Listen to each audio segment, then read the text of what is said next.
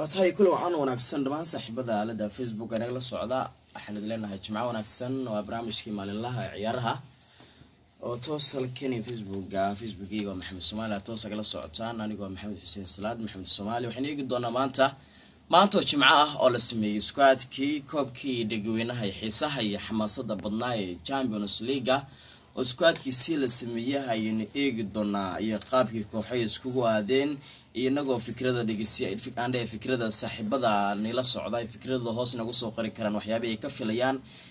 ay ka fili karaan kulmadan xiisaha badan ee koobka dhigweynaha Champions League squad-kiisii la sameeyay kamarada qurxoon ma hasira ka gaadho Maxamuud Cusmaan Maxamuud ayana duwaya haduu way booyna raali uu ka noqdo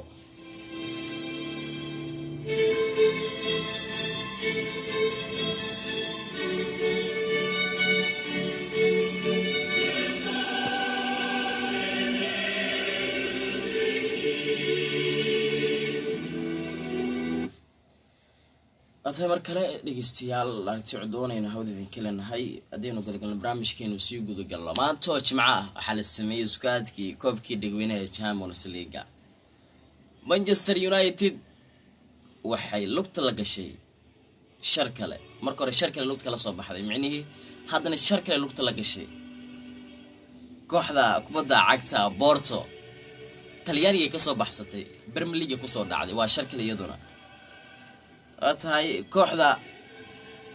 أياكس waxay ka soo badbaaday in 16 ka harto laakiinse kama haysan harin way soo baxday laakiinse waxay soo gaartay sideedamaadka iyo ku aadayay barnaamijkan in kugu haya kooxaha Premier League oo laba koox isku aaday waa barnaamijkan in kugu haad ku dhigi aad ku daawan doontaan haduu kula saamaxo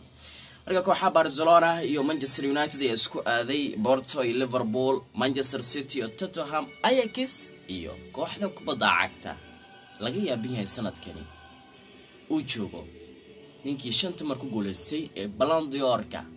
jogdheeraha reer Portugal ee Cristiano Ronaldo ayaa ku aaday kooxda Ajax marka kulmadan ee falanqeynta hadii fiirno Barcelona Manchester United markii si loo fiiriyo hadii dhan loo eegana mucjisadooyinka badan dhacayo kulmadii ugu dambeysay Champions League oo kooxda kubadda cagta Man United ka soo baxsatay kooxda kubadda cagta ee Paris Saint-Germain oo garoonkeeda 2 gool lagu soo garoonkeeda 2 gool Trafford lagu soo naxsaday Paris waxa la imaaday garoonkii Paris ee Parc des Princes 3 gool ay kaga badishay marka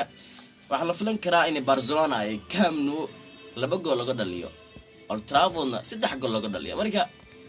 wax laga filan karo koobkan dhigweynaha Champions League waxyaabihii hore qaabkii hore uu ka duwan yahay qaabkani markii si loo fiiriyo Ajax ayaa Los Blancos Real Madrid ka reebtay koobkii dhigweynaha Champions League inta badan Los Blancos waa boqorada Champions League inta badan lagu xantaa balse 16 kaga soo xaneen koobka dhigweynaha Champions League marka haddana fiirino kooxaha Manchester City Tottenham Manchester City 16 waxba aysan u markin way ka soo baxday 10 gool ay kaga soo baxsatay Tottenham sidoo kale idan